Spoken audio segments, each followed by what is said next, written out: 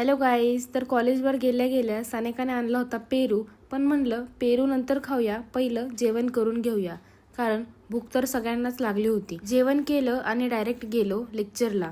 Lecture केलं आणि म्हटलं चला आता घरी जाऊया, पण घरी जाता जाताच सानिकाने डायरेक्ट घुमर डान्सच करून दाखवला.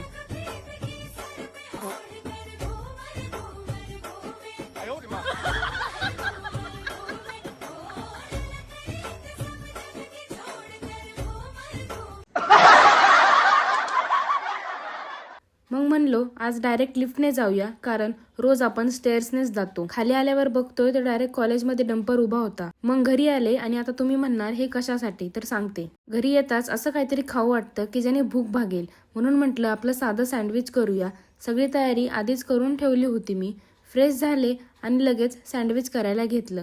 दरवेळी वेगवेगळ्या सँडविच बनवते, पण आज यावेळी काय मूड झाला माहीत नाही. माझी मम्मी बोलली होती की मला असं साधं सँडविच खायचंय, सो मी तिच्यासाठी सुद्धा बनवलं आणि माझ्यासाठी सुद्धा बनवलं.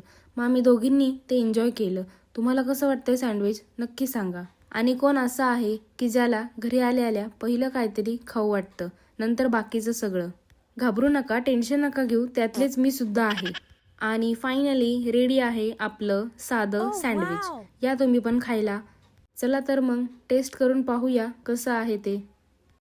आणि पहिला बाईट घेताच इतकं कमाल लागलं ना, काय सांगू तुम्हाला. हे सँडविच इतकं टेस्टी लागत होतं ना की डायरेक्ट पोटच भरलं. मग काय, रात्री मी जेवलेच नाही. त्यासाठी रात्री मी उपवासच केला. आणि गाजराचा हलवा करायचा होता, म्हणून मम्मी गाजर किसायला लागली. म्हटलं चला थोडीफार मदत करूया मम्मीला. आणि पप्पा इकडे मेथीची भाजी निवडत होते. तर गाईज असा गेला आजचा दिवस. व्हिडिओ आवडला असेल तर नक्की लाईक करा आणि सबस्क्राईब करा. असेच मिनी व्लॉग पाहायचे असतील तर फॉलो नक्की करा. भेटू पुढच्या व्लॉगमध्ये. बाय.